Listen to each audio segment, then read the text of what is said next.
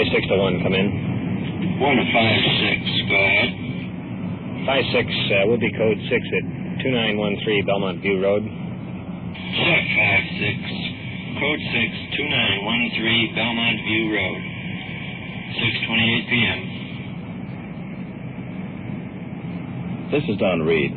I'm a police recorder working with this detective unit, and we just recorded code 6, which means we're out for investigation. Incidentally, this is in regards to narcotics. We'll be going in shortly, but I just want to remind you that these people are not actors. This is the real thing. This is what happens on the night watch. Night Watch, the actual on-the-scene report of your police force in action. There are no actors. There is no script. Every voice, every sound is authentic. The investigations are recorded as they actually occur.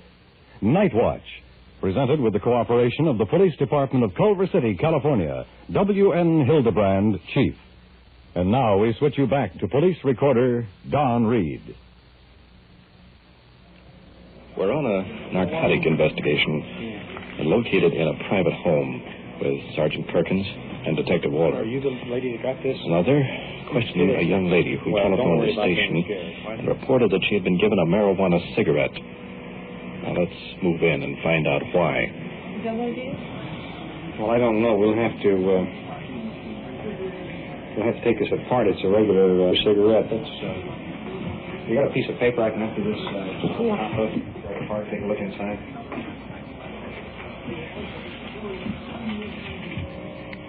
To me, like they got a marijuana inside. What they've done, they have a marijuana cigarette inside of the regular cigarette. It's very cleverly concealed on the inside. There's fragments of marijuana in the cigarette. And this is what they call a reefer, this little brown cigarette. It's very small in comparison. You can see the green marijuana leaf inside of it. How did you get around to getting this? I work in where the machines are. But the one that this comes from works in a warehouse. It's a boy. And sometimes I go over there and work. And it's been about 3 weeks ago I worked over there. And he gave this other girl one. She smoked it. She don't have to tell that he'd give it to her. And he went outside and smoked one. So I never said anything about it. So today, I didn't feel too good today anyway. It's up all night. And I was shaking my head like this. And he was doped up or something all day. And he passed by and he said, I can give you something to cheer your head up. I said, okay. I said, bring it over recess. He said, okay. So when he come back over, he handed me that. And I said, do you know what it is? I said, yeah, I know what it is. He says, smoke it. I said, okay, I will. I said, but I can't smoke it in here.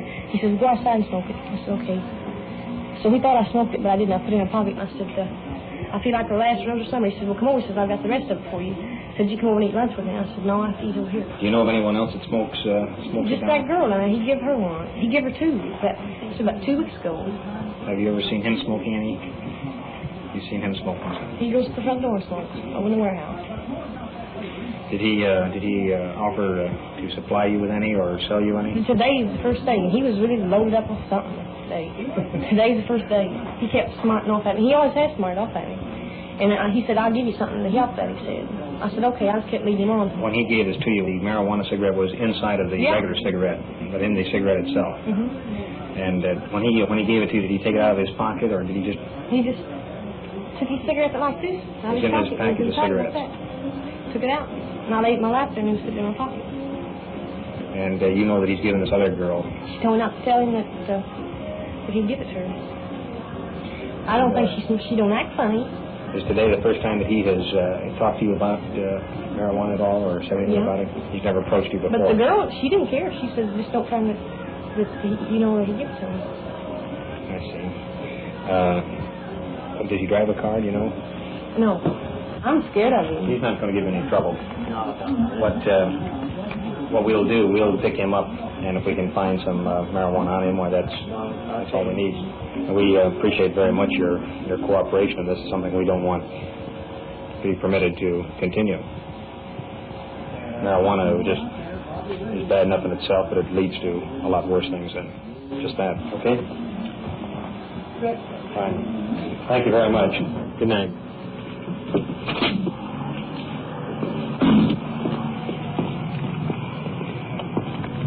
Looks like it's the real stuff, huh, Sergeant? Yeah, there's not much doubt about that. Well, we'll call the night officer over to the factory and get his address and go over and pick him up. Right.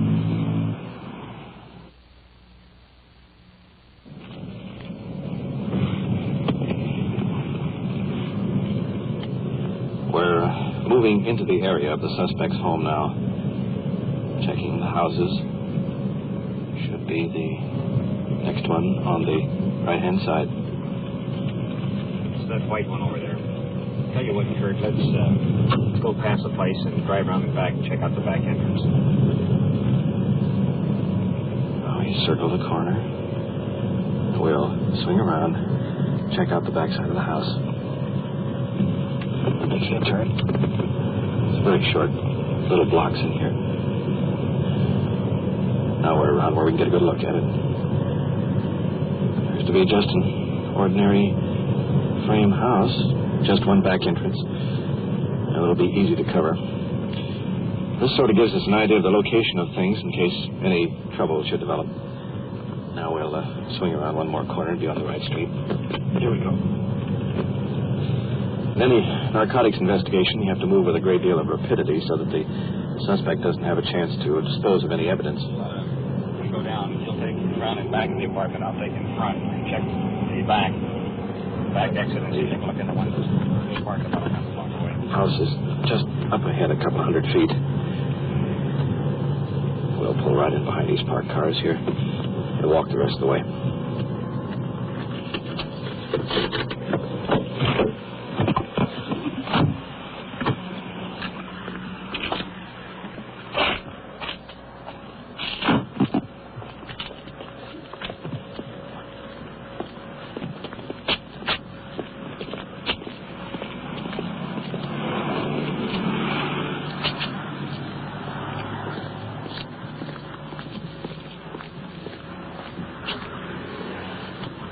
Detective Walter across the lawn to the back. We'll go up to the front door. Windows are open. Woman, possibly suspect's wife inside. Two young children playing under the van. The suspect is sitting in a chair, well-groomed, average height, very calm. Want a coffee? Walter?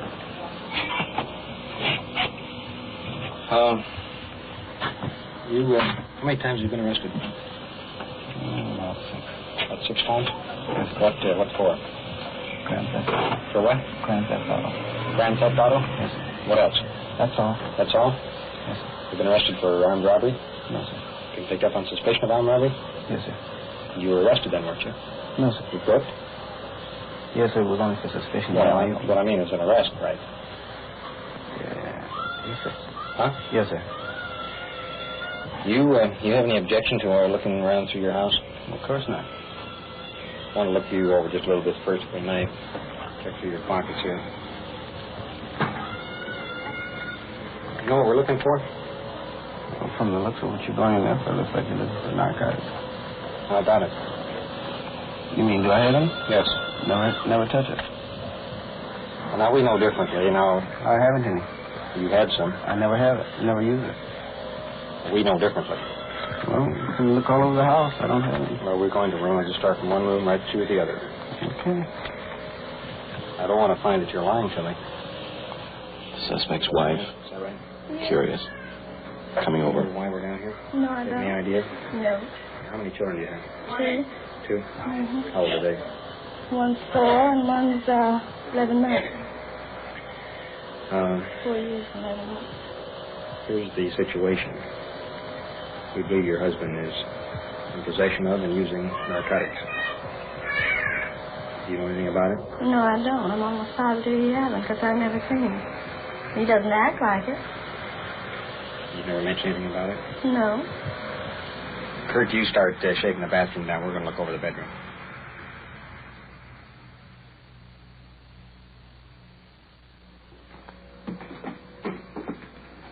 We've been searching the house for better than a quarter of an hour. Sergeant Perkins and the suspect are in a little closet looking through some clothing. Pretty tight quarters here. Let's see if we can move right on in. So far in 2 of your jackets, I found marijuana flake. Well, I don't think so. Well, if you have it. You want me to tell you how you carry your marijuana cigarettes? Well, I don't carry it. You don't? No, sir. I'll tell you how you carry them. Well, I don't carry it. You put them inside of one of the cigarettes so that the top of the cigarette shows from the top of the package. Well, You made a couple of bad mistakes. You've given some cigarettes out.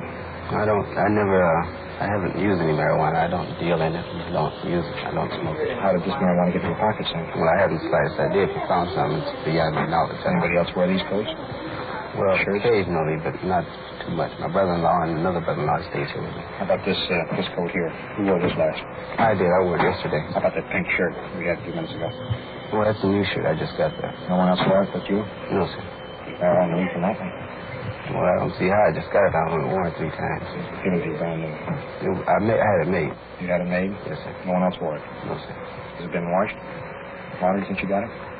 Yes. Detective Walter, coming in from the other room. The only reason we come down here is we want to see just how bad you are on it.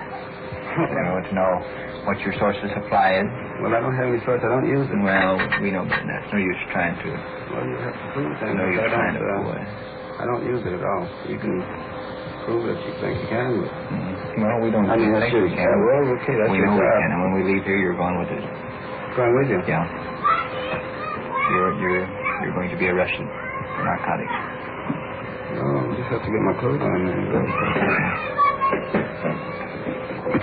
Well, because somebody says that he's been using it doesn't always mean that he's been using it. Do you want to talk to him a few minutes before we take him in? Can I get the check cashed before he goes? Because I can't cash it. Company check? No. We can make arrangements for that. That finishes our business here. Suspect in custody. So, let's head back now for police headquarters.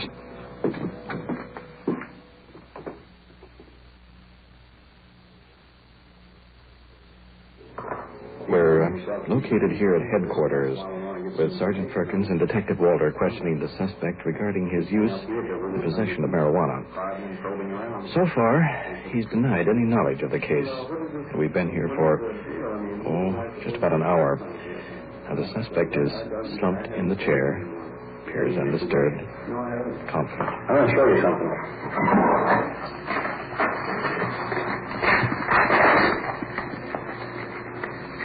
Unwrapping the evidence, no facial reaction from the suspect. This is a cigarette that you gave to somebody. We cut it apart.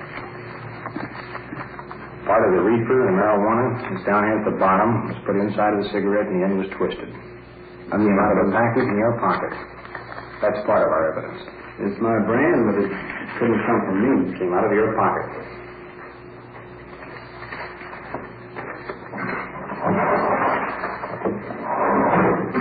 When's the last time you smoked marijuana? I never smoked any marijuana. Never in your life? Never have.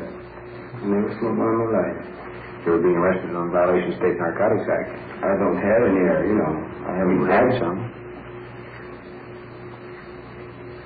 You got some out of my house or something like that? There wasn't any in my house. I haven't ever had it. Well, the police that we took out of your coach will send out the crime lab for analysis, but I'm talking about that you had some in your pocket, which you gave to another party. I didn't. I still say I didn't, so I'll say from now on because I haven't. Well, why do you suppose somebody would come to us and tell us that? You mean somebody told you that? That's right. To the best of my knowledge, I'm telling you the truth. That's all I can tell you, sir. That's what I know. What I know. I can't change it to tell a lie.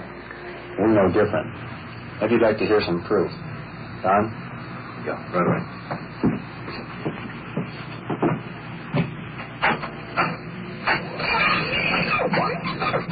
Okay, sir. Ready? Now, here's a little tape recording we took. I want you to listen to it. And where the machines are, but the one that this comes from works in a warehouse. It's a boy. And sometimes I go over there and work. And it's been about 3 weeks ago I worked over there, and he gave this other girl one. She smoked it. She don't have to tell that he give it to her. He went outside and smoked one. So I never said anything about it. So today, Watching the I suspect's don't know what face, he did today anyway. He's up all night. lips tight, staring at the wall. Only movement, his right hand, fingers digging into his pant leg. I said, okay.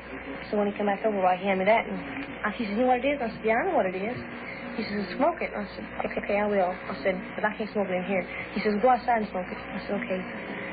So he thought I smoked it, but I didn't. I put it in my pocket, and I said, I feel like the last... Okay, Don, that's enough. I got the rest of it for you. He said, you come over and eat lunch with me. I said, no, I don't eat here. Now, do you still deny that you had marijuana? Well, I'd smoked it, taking a draw off of it.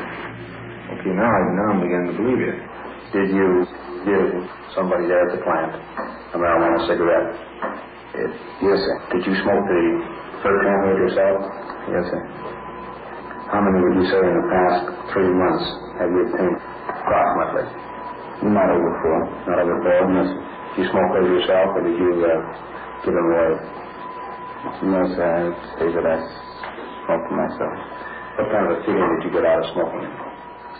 Made me high. I don't know what you would say high is, but it made me... It seemed like I thought a lot of something. I don't know. Thought more than I would when I was at normal. What do you think about smoking marijuana now? You think it was worth it? Definitely not. All right, Walter, will you take him on back, please? Okay, sir.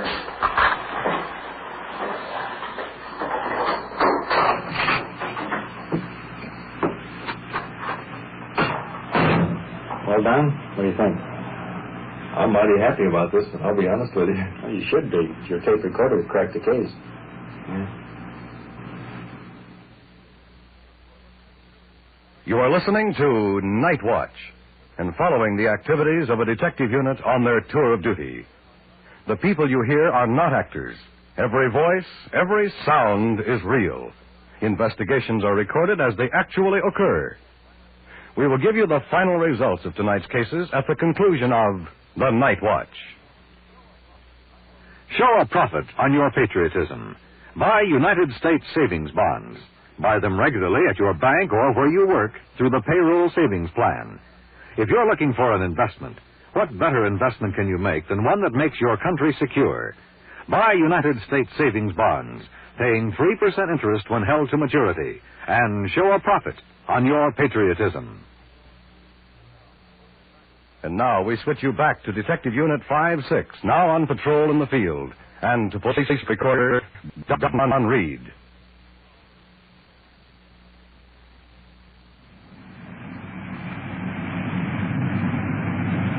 We've been back in service for over an hour, and just a moment ago, all units on our frequency were ordered to stand by, possibly have a hot call. All units in the vicinity in cars 5-2 and 5-6. At 1022 Rosemont Way, that's 1022 Rosemont Way, investigate a shooting. Ambulance follow-up, 5-6, your call is code 3. 5-6, pin 4.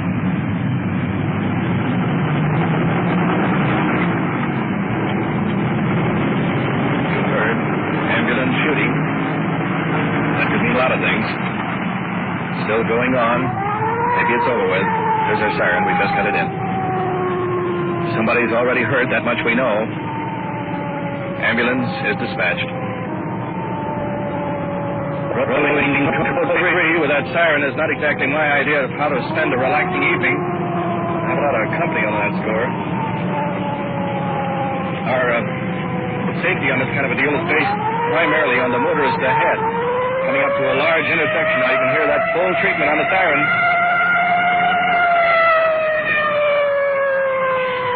A couple of blocks more and we'll be on the scene of this shooting. Swinging in. The motel. A crowd gathering. Must be the end room.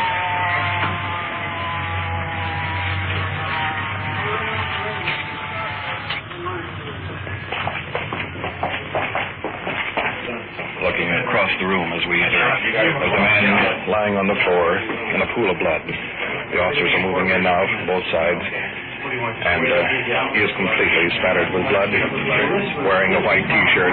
You probably hear more police vehicles rolling in behind us. There is what appears to be a .38 laying on the bed. Now, let's talk to this young lady over here. The officers are questioning her. We'll determine just how this happened. Is he living here alone? His old boy was with him, but he brought him down to our house. He sent him away for 6 weeks, see? That he knew his daddy hadn't been eating and something was worrying him. He said, I wish he was here. I'm a nurse, see? And he said he'd give anything if I was here, that he was in so much pain he just couldn't stand it any longer. Has he been sick sometimes? He's a veteran with a plate in his head. He was crying and screaming over the phone with his head. When you arrived here, is this where he was when you got here? He was on the bed and he staggered over to the door and let us in and said, please forgive me, and then he dropped. Was he already shot then? Yeah, he was shot over here and walked over to the door. Did you hear the shot? Mm-hmm. Where were you? We were right outside the door here. And so we went right and got the landlord then, because we knew, that he had either taken sleeping pills or something had happened. And then just as he heard us walking right outside the door, he shot himself. You heard one shot, did you? One shot was Did he, out. when he called you, did he threaten to commit suicide? No, he did on the phone, but not What here. did he say on the phone? He says, I asked him if he'd like me to, to see if I couldn't come up here and help him. He says, no. He said, by the time you get here, it'll be too late. He says, I'm going to give myself a shot. Excuse me, yes, sir, but I think we better get a hold of the coroner. Yes, I think we better notify the coroner. We have to have a doctor to pronounce him. Yeah. Notify the district attorney, the coroner, and the doctor. Well, if you'll stand by a few minutes, please, and we'll talk This a little is bit. his second attempt in 2 years. We got him in time the first time, but this time we didn't. What did he try to do the second He time? took 50 sleeping pills That's sleeping pills. in Compton, and then they have all his records there. Compton Police Department, have it there. All right, fine. If you'll stand by a few minutes for us, please. Thank you. Is this man dead, do you know, sir? Well, he apparently is dead. We've called the coroner and a doctor. The ambulance is also on its way. You find any pulse at all?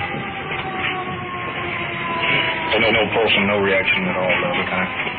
The manager's outside. I'm going to talk to him in a few minutes. The manager and his wife standing outside of the door. Both appear highly nervous. Beads of perspiration standing out on his forehead. Does he live alone there, does he? No, with his son. With his son. How old is the son?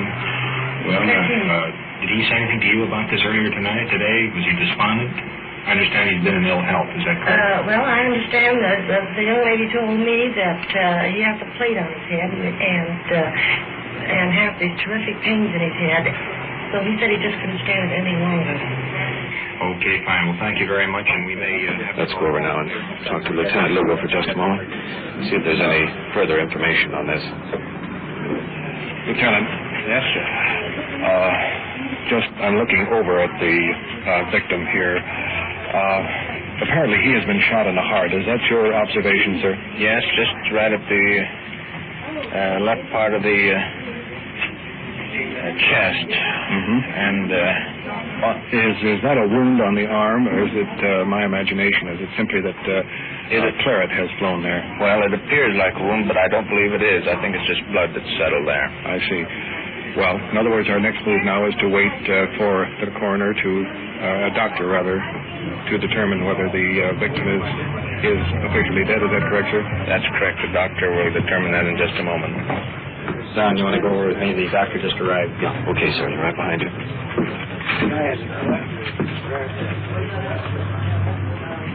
Is this near the heart area? Is that? Oh yeah. Well, Yeah, it could have gone through. Depends which way aim. You probably hit some of the big vessels. And he is dead. Thank you, doctor. Well, that apparently eliminates any possibility other than suicide, right? That's what it looks like at the present time, Don. I've got a letter here. It's marked to whom it may concern. Let's go into the room and look at it. Okay.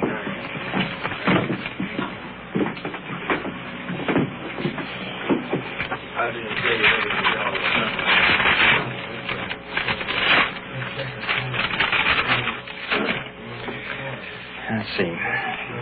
Dear son, your mother is somewhere in the East. I believe in Boston. I'm not sure. Thanks for being such a good boy.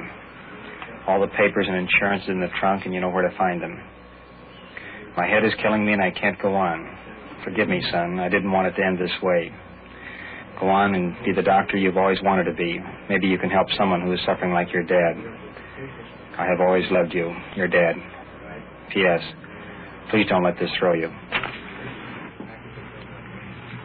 That's a pretty tough assignment for a kid. Yeah.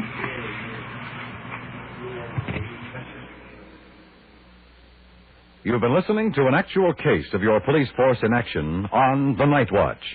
This investigation was recorded as it happened. And now back to Police Headquarters and Chief W.N. Hildebrand. Tonight's narcotic investigation proves what I have said on this program many times before. Your police department must depend on the eyes and ears of the citizen. When the witness made known her suspicions that the suspect possessed marijuana, this started the ball rolling with the final result which you heard. Tonight's case differed in another respect, inasmuch as it was the tape-recorded testimony of the witness that finally broke the suspect and led to his confession.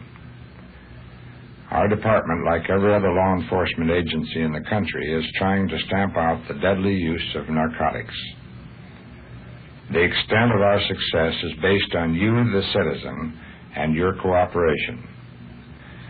The suspect in tonight's investigation was booked 11502 of the Health and Safety Code, the maximum penalty of which is imprisonment in the state prison not to exceed 10 years. The final case on Night Watch in which a man died of gunshot wounds, the officers submitted a report stating all evidence pointed to suicide. A follow-up investigation by Lieutenant Bob Conlon of the Detective Bureau confirmed this report, and it was entered into the records as such. My department is bringing you the actual happenings on the Night Watch so that you may hear firsthand the important role the citizen plays in maintaining an efficient police department. It is our hope to tighten this cooperation, then our efforts will be well rewarded in bringing you Night Watch. Thank you, Chief Hildebrand.